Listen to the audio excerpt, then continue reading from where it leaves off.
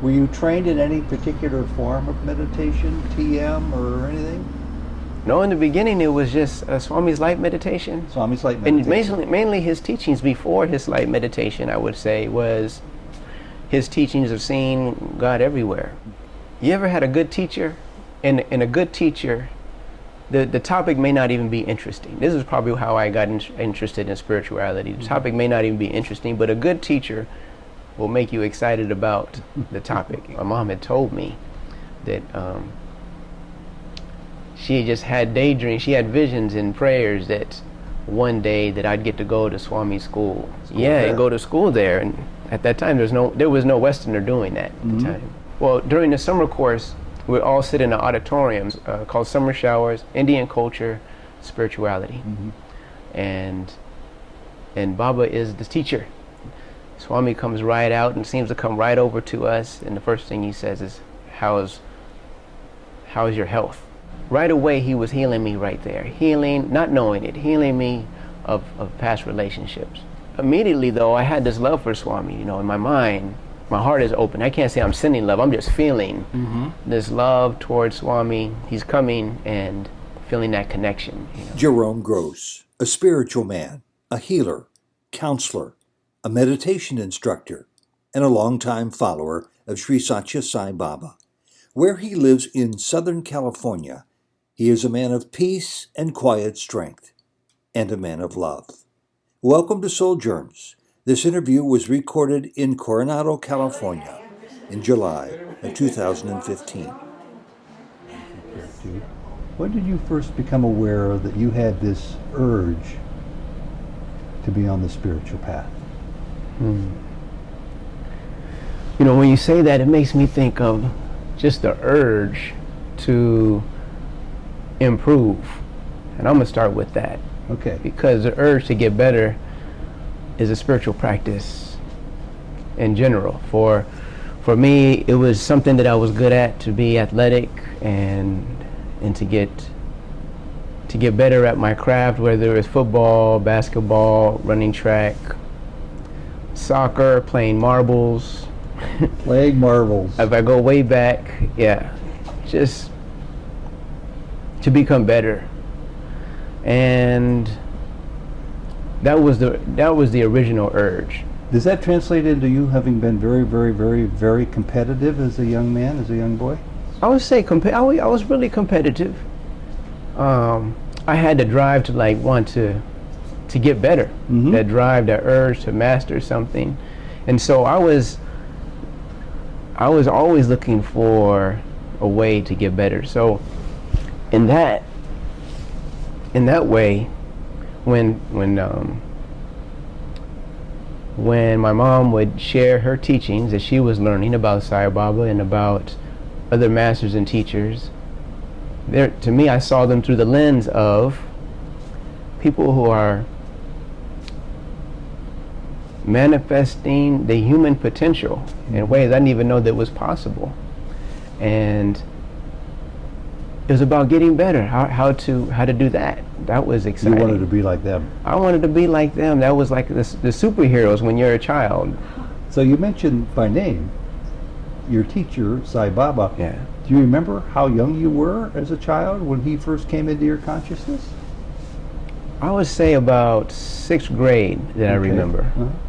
6th grade, and the stories about the things that he would do, the manifestations and the teachings, and I had an intuitive sense that if you wanted to be like that, then you have to do what he does. If you want to be like, if there's someone that you want to be like, whether it be athletics, but here with spirituality, you have to do what they do to get how they are. And so I would listen to the teachings, and the main teachings were chanting the mantra, the light meditation, doing bhajans, which were pretty hard. I mean, I used the more physical things, but I would hear, Swami say that, have that one point of focus on the mantra, saying his name and seeing his form under all circumstances. That concentration that was pretty challenging. At a young age, you started to have some of these shifts, as you just referred to them, that many of us, some of us, are still looking to find in our lives. Were you trained in any particular form of meditation, TM or anything? No, in the beginning it was just Swami's light meditation. Swami's light meditation. And mainly his teachings before his light meditation, I would say, was his teachings of seeing God everywhere. Mm-hmm. And that I would say around high school, first couple years in high school, in reading his teachings and listening to talks and reading stories of masters and teachers,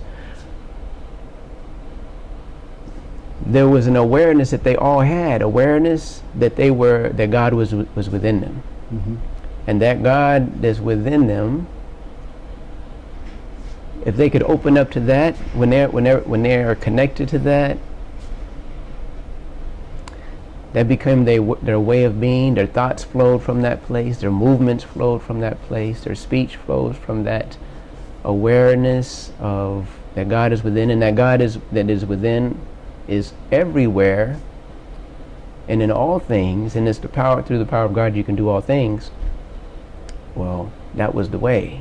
So that was the remedy. You know, everything I learned after that was just different ways to contact that space to manifest, to bring me to a place where I'm connected and move through the world through that way. And you mentioned your mother and Yes. Sai Baba in the same breath. How much of a teacher was she for you? How much of a role model spiritually was she for you? You ever had a good teacher? And a good teacher, the topic may not even be interesting. This is probably how I got interested in spirituality. The topic may not even be interesting, but a good teacher will make you excited about the topic. It could be math, but if you have a good teacher, science, their enthusiasm, their passion, it rubs off. And that was my first role model, understanding of what bhakti is. Mm-hmm. You know, I can Pure devotion, that love for the divine. So that was my first. So your my first mom model brought Sai Baba into your life. Tell us about how your first trip to see India and Baba and that. Well, the decision wasn't at first mine. I'm sure it was Swami's way back. Mm-hmm. And before that, before me thinking about it, my awareness of even thinking about going to see Swami, my mom had told me that she had just had daydreams, she had visions and prayers that one day that I'd get to go to Swami school. I didn't think I wanted to go to Swami school in the very beginning. I mean, I didn't know who all of that was. I was just practicing the teachings. To go and live in India and go to school there. And go to school there. And at that time, there was no Westerner doing that at the time. Well, how it happened was, I was at SSE, at the time called Balvikas, Sai Spiritual Education for Children, and while I was there, and I used to help teach the classes. While I was there, Sam Sandweiss. Sam Sandweiss comes. The author of The Holy Man and the Psychiatrist. Author of The Holy Man and the Psychiatrist. He comes and he asks me a funny question. Do you like Sai Baba? Now, I had already had a lot of experience then with Sai Baba, internal experiences and everything, but I said, that's a funny question. But yeah, I said yes. He said, you ever thought about seeing him? I said, well, it'd be nice. He said, how would you like to go? Because he told me, well, there's a group that's going, and they're trying to get a group of young adults to go to India to summer showers, a summer course. And how old were you at this time? And I must have been 20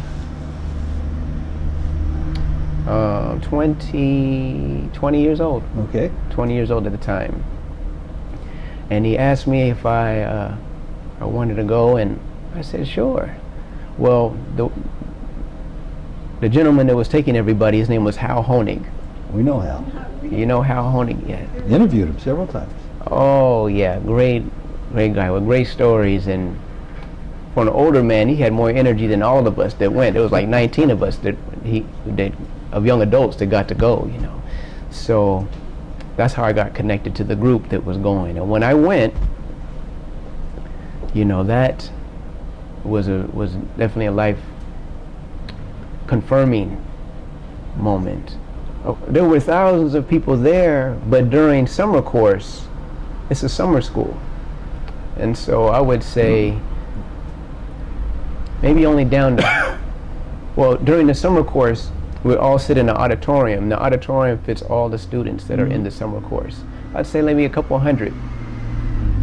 Now, out of the couple hundred, there were us 19 boys that Hal Honig had brought. And the summer course was called Summer Showers, Indian Culture, Spirituality. And Baba is the teacher. He is the lecturer. Does he lecture in English?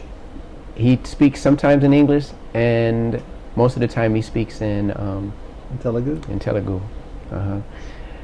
And so we're there taking notes because supposedly there's a test at the end. Oh. Is this a Hal Honig test? No, this is the test that all the students in the schools take at the end of the summer course. So it's Indian culture and spirituality. I don't know how well we did. I didn't see those scores. But definitely learned a lot. And in that, got a lot of close proximity with Swami, and even got to talk to him several times, and he would invite us back for, with just our group of 20, several times, about 6 times in total. 6 times for like interviews? Well, in his house. In his house? Yeah. Better yet. Yeah. Come to his house, come back and talk to him. And any highlights from those 6 visits as to what your impressions were, if you ever had a chance to ask him a question, and what his comments were? Well, he would take us, let's see, there was 19 of us. He would take us like 3 at a time, 4 at a time, you know, and take us back and talk to each of us. Okay, I'm going backtrack. The first thing he says to me, the first time we're there, we land in Puduparty, the first thing we have is darshan. The first time at Puduparty, Brindavan, Whitefield. Yeah. We get, as soon as we get off the bus, is darshan time. We get seats right in the front, supposedly, and Swami comes right out and seems to come right over to us, and the first thing he says is, how is your health? Really? Yeah. And I didn't think I had any health problems. At the time I was running. That made you nervous? That summer. I can't remember if I was nervous or not. It was definitely an intense moment. I know my muscles were rigid, you know, like, you know, just.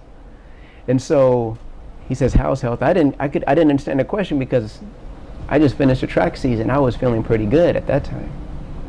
So he says, how's health? And he materializes some vibhuti, gives it me, and I'm thinking, man, I might not see him again, so I'm going to hold his vibhuti till the end of the trip. And so I'm holding it in my hand like this. And they keep telling me, no, you're supposed to take that. So I take this. That was the first time. Right away, he was healing me right there. Healing, not knowing it, healing me of past relationships. Now, how do you know that? I know that now because as he came out, when he came out from afar when he was walking up, he looked like my stepdad. Really? Who was kind of rough, you know. And that took me back because he looked, just like I said, he looked like Leon. Did that scare you? No, but it was a surprise. So immediately though, I had this love for Swami, you know, in my mind, just from afar, just from reading and hearing stories. I'm sending love. Just, my heart is open. I can't say I'm sending love, I'm just feeling this love towards Swami. He's coming and feeling that connection, you know. Seeing my stepfather there, I know he got some of that. And it made me shift perceptions, you know, because I don't think I saw my stepfather in that way. I don't ever think, like my mom, when I think of my mom, I can feel that feeling of love and I can expand that out. But definitely not my stepfather. At that time, I couldn't do that. So that was, I say he was already working on me, healing past relationships with my father. Just letting go of any resentments about that situation already. And you could feel that transformation taking place? Well, yeah, because now I before you could just think of him. You know, when there's some trauma, you can think of a person and you can feel the energy about that, the resentment. But after that, it shifted. It's easier to see someone that has done me, that I felt may have done me wrong or wasn't fair to me, So that was and still feel a feeling of love if I can see Swami in them, you know. That's quite a gift for your very first encounter with Sai Baba. Yeah. And you said you've had a couple other chances. Can you remember anything that's noteworthy to share with us? Okay, that trip, my mom had he took us in the room. When he took us in the room, he was asking everybody questions and everything, asked what we were doing. We were all in school, so he asked what we were studying. He said that was good, and he came to me and he says, you have good fortune. You have good fortune. You have good fortune. And sometimes lazy, he says. I can't believe that was true with you. I didn't know, I wasn't going to argue with him. But he said, don't worry, I will help. And I had a lot of questions, but at the time when he comes to you, it's hard to think. I mean, it's like when, I don't know, just like a wave of quietness comes over my whole being, and it's hard to think of a thing to say. You know, so he asked me, he says, any questions? And I asked about my mom, and she says, don't worry, I'll help. And did he? Yep. He helped in a way, I think, that set her life path and our life path in a way of healing, in the healing arts. And you go ahead. And working on ourselves and transformation. And I'm sure sent probably a blast of chi, life force, energy, healing to my mom, because I think she attested, she felt better after that. From that trip, I'm going to say when I came back, that started another phase, another journey. When Swami said he would help to my mom, that started her healing process and me learning about healing as well. Healing arts, meaning energy medicine, and I got into hypnotherapy and all kind of other things. So here it is 2015, and I understand you still put a lot of time and effort into those disciplines. Yeah. Helping other people primarily, right? Yeah. Probably it's inevitable sometimes. You mentioned your teacher by name, Sai Baba, and do you ever find somebody coming up who said, never heard of this guy before, who is he?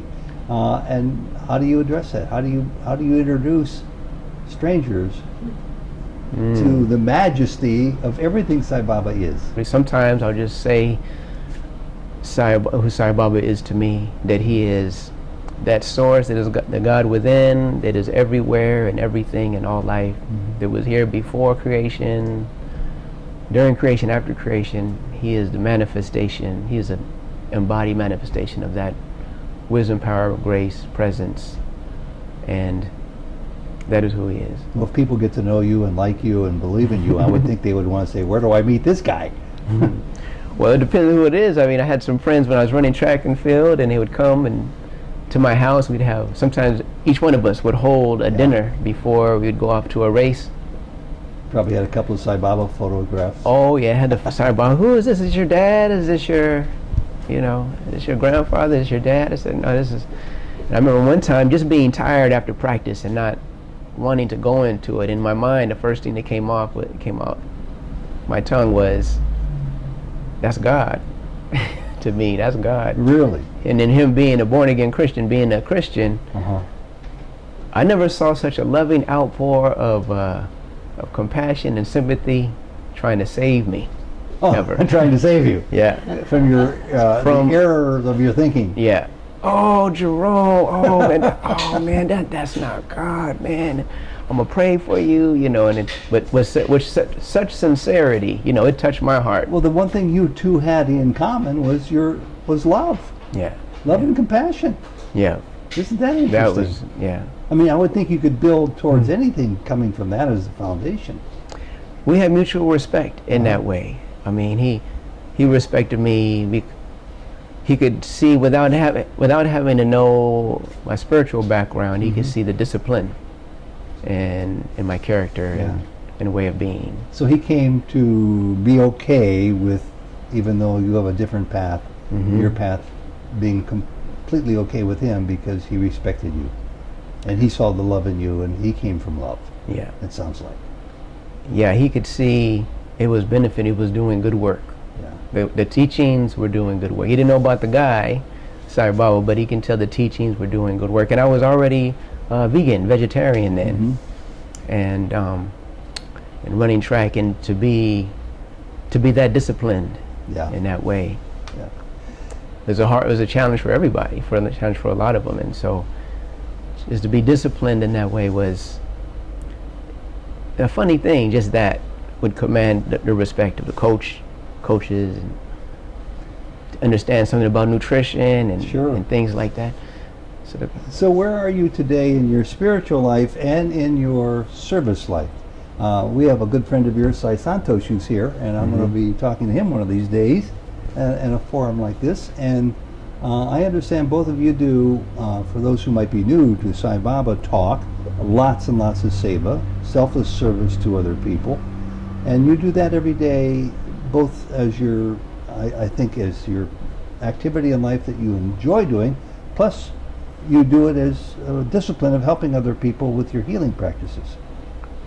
First of all, talk about the seva that you guys do a lot of. Well, I go where I'm called, and Sai called to me to do the meditation for the homeless. Meditation for homeless people in San Diego. Yeah. You go where you're called. He called you, you went. That's right. That's right. Do you always do that? That is how I move through the world. I usually wait for the interaction, the message, the guidance. The Baba says concentrate on your duty too, because you do have to provide for a roof over your head, food on the table, responsibilities that come with all of us in life. Are those both compatible? I think that they are, and that is part of the practice. A big part of the practice is that source that guides and protects us, that breathes our breath, that, as I say in my yoga classes I teach, that breathes our breath and beats our heart. It's handling our finances, it's handling our interactions, handling everything as much as we allow it. I heard you say that this past Sunday when we saw you talk. And you really believe that's true? They go hand in hand? I think they go hand in hand. I feel like to really be successful in life, and again, that way of being, of excelling, to be successful, that is by trusting that source that moves and breathes all creation, that eternal source of wisdom, love, guidance, protection, good fortune, grace, all comes from that place, healing and empowerment. And if you can feel that flow and let it guide you, you'll be at the right place, doing the right thing, meeting the right people. Well, here you are meeting homeless people.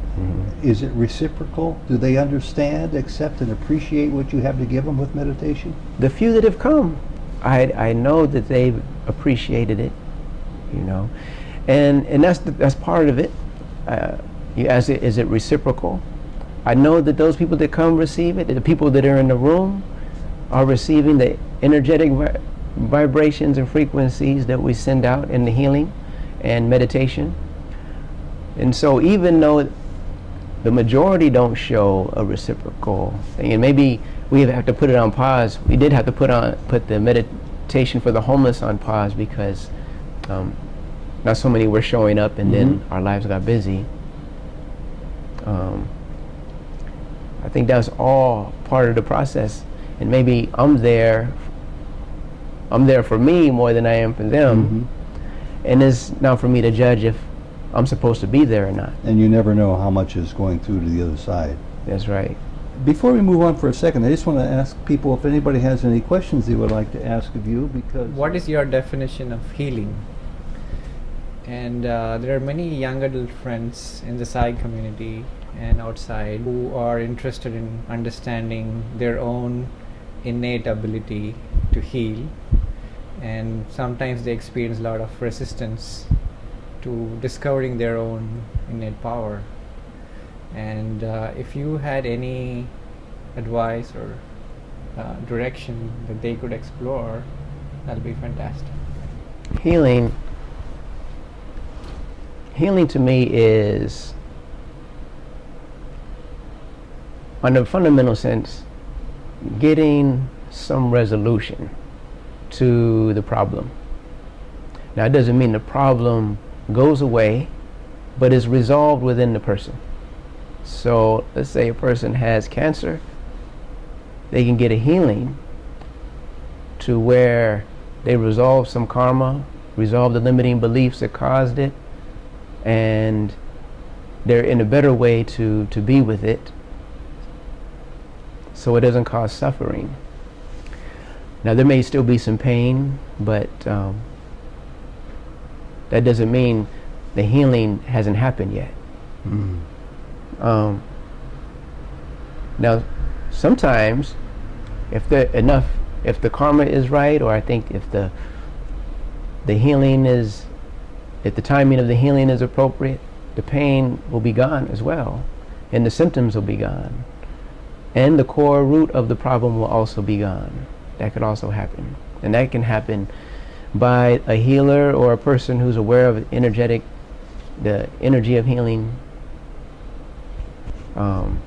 being able to facilitate the flow of that source that moves and breathes all creation into harmony and balance into that situation, into that muscles, nerves, or cells, into the group for whatever healing in any level, whether it be their health, their fitness, relationships, finances, career, understanding life purpose. What comes to mind right now that I want to share that's coming up is Swami's teachings in the Gita. And there are three things that seem to keep coming up that invoke the healing. One is to offer, in the Gita it says one must offer oneself to the Lord, offer everything that they do to the Lord. The next thing is know that we're not the doer, and allow God to be the doer, and not want anything in return for whatever it is that we do. Look for the fruits of our actions. Those three things. Now, those things, and he said this is how one achieves immortality, self-realization, union with God. But it's interesting, as I've been doing the healing practice, if you apply those three things to an illness, to a belief system, to a part of us that feels resistant, clenching and tightening, there's a resolution there. By letting go of an outcome, thinking that we should be somewhere different, that something else different should have happened, by knowing that God is a doer, and let whatever arises be okay without a judgment of it, and let it arise and flow and come up and resolve itself as it wants to. And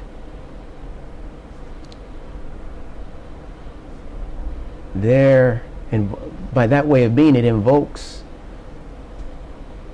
a divine healing intelligence, a presence. Now,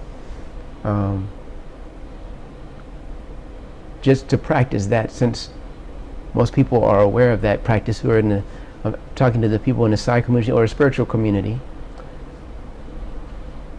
try that. Instead of taking that abstract concept, seemingly to mean to relate only to our spiritual perspective or our spiritual growth, that is a way of being for healing a very physical thing. It could be the knee pain.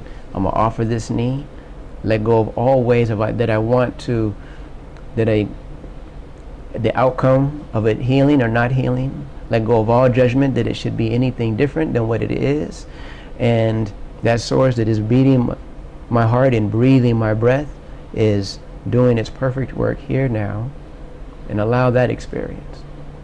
So you're saying taking even a lesson in this process called healing could teach you a lot on how you could heal yourself. Yep. And not only that, I believe it is the way for empowerment to get better at something. Now, all of us have heard about athletes going into the zone and in the moment. Well, if we're letting go of the outcome, the fruits of the actions, that puts us right here in the moment. And all of them talk about that has had an experience of doing amazing things, that there was a presence or a thing, that something just came automatic, that they didn't have to think about. Judgment was suspended, and they just reacted in the flow and responded to whatever is going on. Those is not just a spiritual concept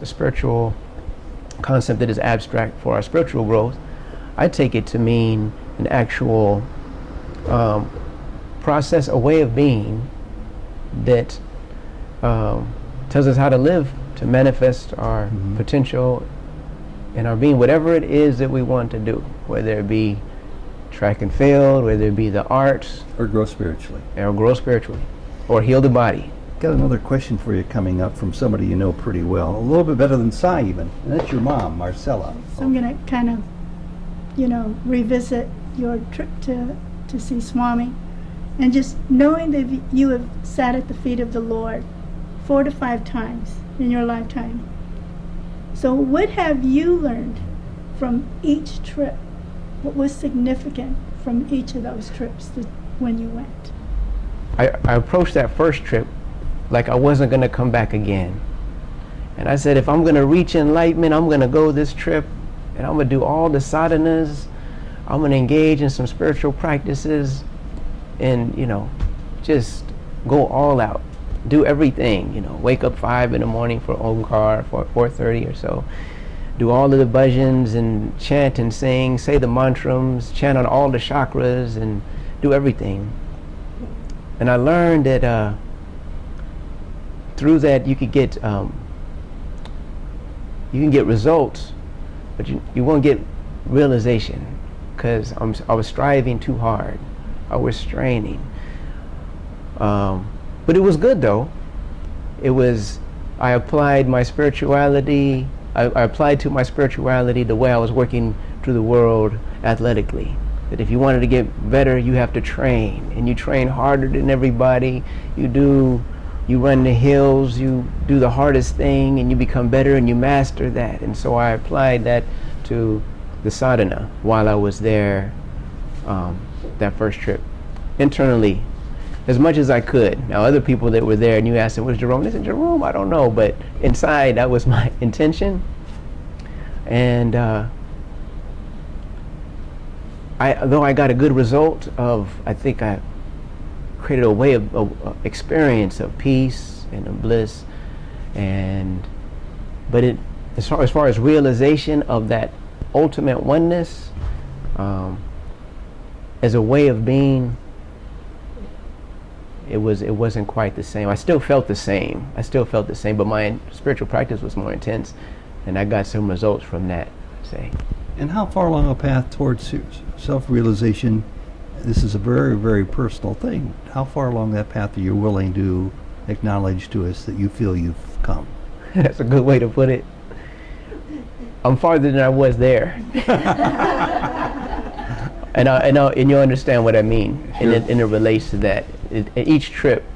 And that first trip, I would say I got more personal attention from Swami as well.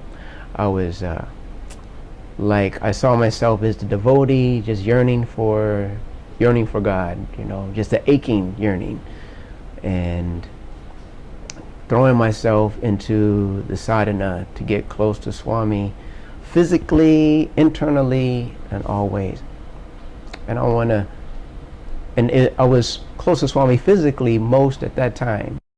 I realized a ring for me, and a necklace, and vibhuti, and gave us treats, and and mangoes and even manna, and did all those things for us.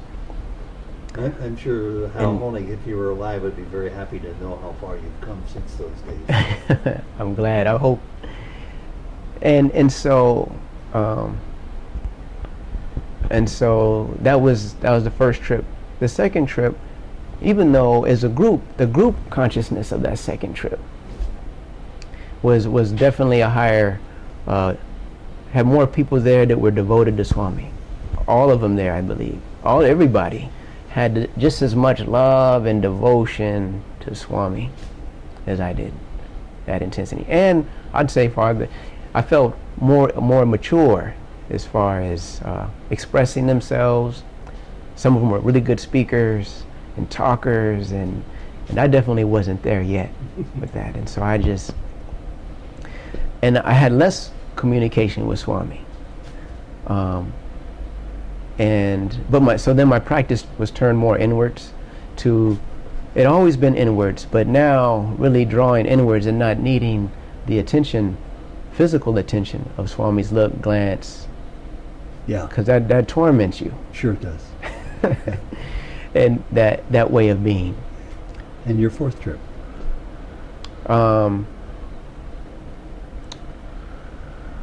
Well, the fourth trip was, I had learned something, was that Swami is already here, and that I've come to that awareness that which is looking out of my eyes at this very moment is Swami looking out of my eyes, and I can't get closer to Swami than I am right now. And when I do feel that God is in that human form, and I feel that, which is a beautiful thing, that love going to Him, that yearning and desiring to be close to Him, I feel the nervous system clench and tighten, and there's tension in the body. And there, in that tension, I've come to realize I've come to feel that is my tuning fork of how close I am to the Lord, because being close to the Lord is a feeling of peace and bliss, love and oneness. All of those things, as I relax, I can feel all of those things. The nervous system relaxes. There's a nice hum of well-being there. It's a very visceral Very, very visceral experience when I see God outside and I pour my love into Him, even though that's a sweet experience also, not taking away from it. My body clenches and tightens in that effort to attain. And in that last trip, I was moving through that way of being, of flowing and being guided on how to move through the day, and finding myself in wonderful places, doing wonderful things, connecting with people, deepening my spiritual practice. And I had a good friend there who was in contrast. His name was Girish, and we connected. A great bhajan singer, just puts you into meditation as soon as he starts singing. And he was very devotional in his practice. And so partway through, I questioned, I said, well, maybe I should be like that. I should be more devotional. I'm not devotional, and I'm not yearning enough to be in His presence, since I'm here in India to see Swami. So I went to that place, and it's just a shift in perception. I went to that place of yearning, of wanting Swami, and immediately muscles got tight, and I got a cold, and I kind of got sick, and I fell ill a little bit. Not really bad, but just enough to say, that's not the way. So your body really does respond. Yes. To where your so the nervous spiritual system state is. shuts down when Yeah. it's under stress, of course. And so having to go back, and as soon as I started to go back and go shift perception and open to God's presence that is here in the moment without clenching or tightening, feeling that love and peace, bliss, to connect to that experience allowed for that the cold, that sinuses to clear up. By the time I left, the congestion in my throat to clear up. That's great. And so it was like Swami was teaching So how has Sai Baba influenced your path as a healer? Well, first I want to say his teachings are the foundation of all healing. As I said before, his teachings of letting go of the fruits of your actions and offering everything you do to the divine and knowing that you're not the doer. And so that's the foundation. It's in it with everybody. And the awareness of that, the connection to that experience is the root of the healing. The awareness that they are that source as well is the root of all healing. More specifically, he asked me, he says, what are you doing? My second trip, I went with Hal Honig with the second trip of 19 boys to that summer course, and in an interview he asked me, what are you studying? What are you doing? Told him I was studying physical education, and I told him that he says, what do you want to do? I told him I want to do healing. I want to be a healer. And he told me, He must have liked that. well, he said, I didn't know how to take it in the beginning. He said, imagination. Imagination. He says, imagination. It's all imagination. Now, when he said that in a way, I was like, oh man, it's just my imagination. And he just left it at that. You know, Swami, he'll just drop a bomb on you and he'll leave you there in that, leave you there in the pot to simmer. And so I was simmering with that. I was like, what does that mean? You know, am I supposed to do it? Am I not supposed to do it? He leaves to go in a smaller group of interview with some boys. And there happens to be two ladies who were twins from Australia, older women. And The Pink Twins. what's that again? The Pink Twins. I think that's who it is. They happen to be there in that interview, and they come over to me and they said, oh, did you hear that? Did you understand what he said? They were into healing too, and they just started a healing center there in Australia. For older people, yes, who have problems. Yeah.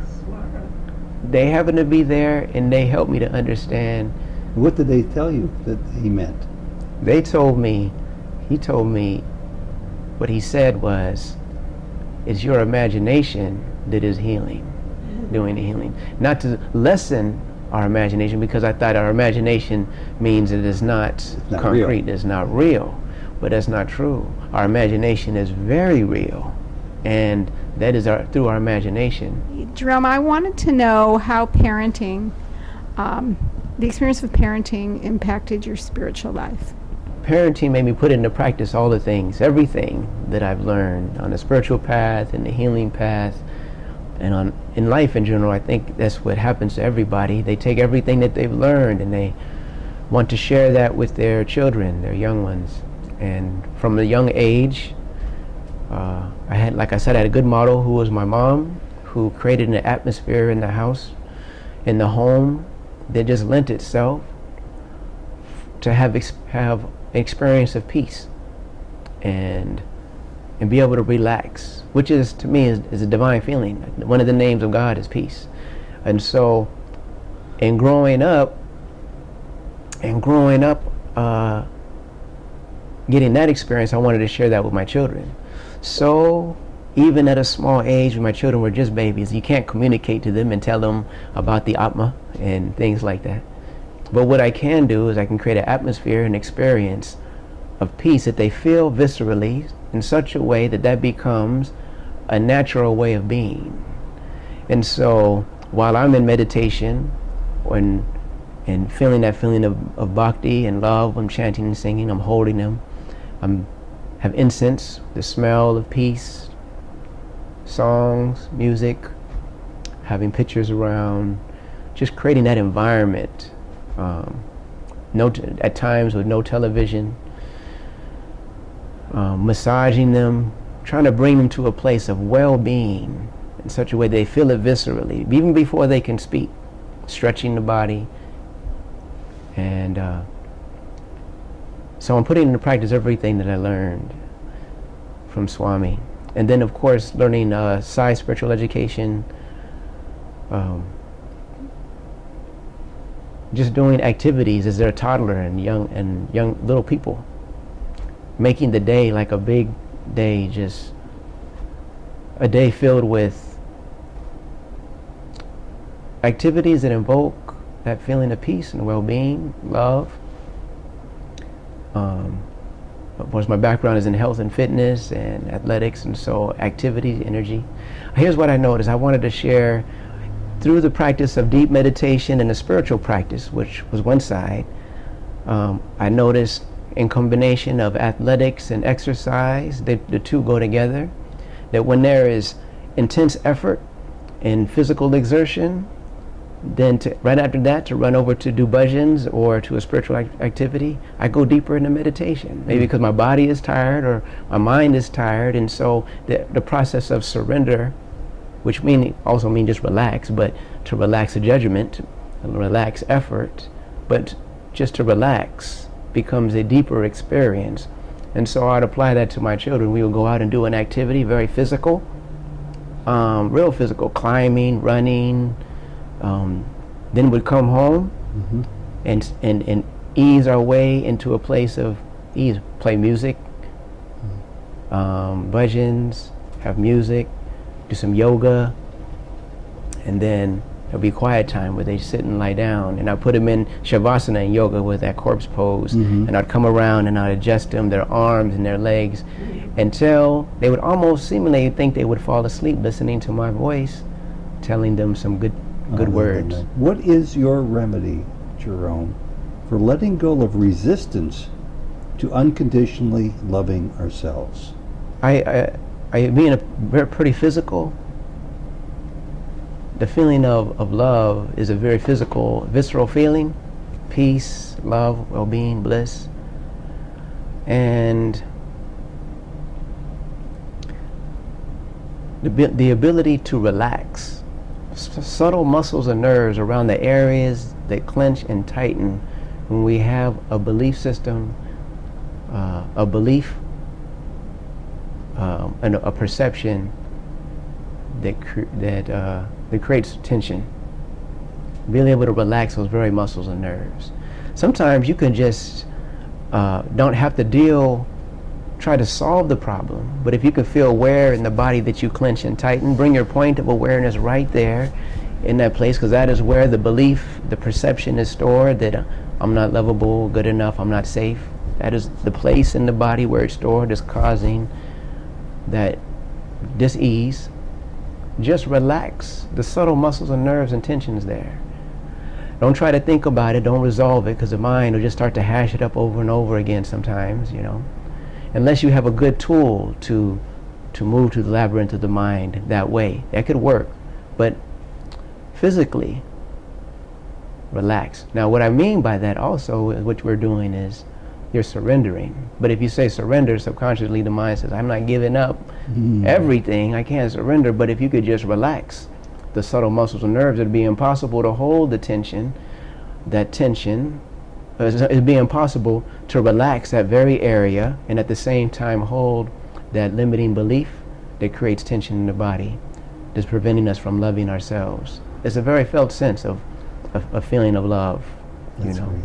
So just relax, which means surrendering. Now when I say relax, some people only think the body relaxing. I'm saying relax the mind from all analyzing, judging, thinking. Relax all attachments and all aversions. Relax the idea that you want anything different to happen, or you're trying to get an experience, that you have to be healed, you have to be a certain way or not. Just completely relax. Even just say, just for this moment, I'm going to relax. That will make a totally different experience come over you. You can't hold the same feeling. The feeling of peace and love and well-being will flow through your body naturally. And then you can choose then, well, I can have that old thought back if I want to, or I could just remain in the presence. All the trips that I had, the interviews, he would ask us, all of us, these same questions, which seemingly are just the most mundane questions to ask. He would ask us, are you happy? Then he'd ask us, what do you want? And whatever it is that we would ask for, he would say, it is already here. It is here. And open his hands. Now one time, going through a serious process of challenges, I was in a bad way. I was feeling the sadness. And I hear Swami's voice ask me, are you happy? Brought me to tears, because if I was to be honest, in the very moment, I would say, no, I'm not happy. So I brought my awareness right to that place and just into the heart. And he asked, and I hear his voice again in simple conversations. He asked me at least about 3 or 4 times, what is it? What do you want? What do you want? Now, when he says it now inside of me, I'm sitting in my chair in my office where I do. I was doing healing and hypnotherapy counseling. I'm sitting in my own hypnotherapy chair, and I'm hearing Swami's voice say, what do you want? I'm hearing him say, what do you want that would satisfy the soul? At the core of your being, what do you really want? Not what you think other people should do, not what the outcome you want to have, you know, not to change anybody. What does you really want? At the core of my being, what I really wanted was, at first I felt was to be acknowledged. I felt like I wasn't being acknowledged, which really was love. And after I went deeper into that, what do I really want was to feel love in the form of acknowledgement. So I go there and I ask that, that's what I said. And then I hear Swami say, it is here. Now when he says that, I'm seeing his hands, he would go like this. It is here. You know, he would point to his hand all the time. It is here. And he would do some manifestation. He'd give us a ring, or he'd give us some vibhuti, or he'd give us something. But I'm seeing this happen right here. And I'm seeing it happen in my heart. And I just relax then. And as I relax, again, relaxing those subtle muscles and nerves, but this happens naturally, relaxing these muscles and nerves, I'm feeling this presence of love come from within. I'm getting it from the source now. I'm not looking for it from my wife. I'm not looking for it from people at work. I'm not trying to get it myself. I'm not trying to manipulate or to become better at something to get it myself. He says it's here. And he opens his hand, and I just relax into that hand in my heart, and I feel an opening of that gift. That's great. And that has been the process I use in counseling for sure, myself and whoever comes. I'm sure it helps lots of people. Jerome, this has been just wonderful. I'm sorry we didn't get into all the areas we wanted to, but we will. There's lots of time left. You're a young man. Thank you. Thank you for having very me. much. Om Sai Sai Ram. Ram. Sai Ram.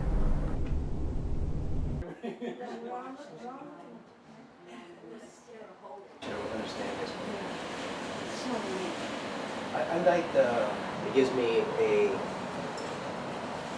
an experience that I can share that demonstrates expression of love, heals other people, the abstract.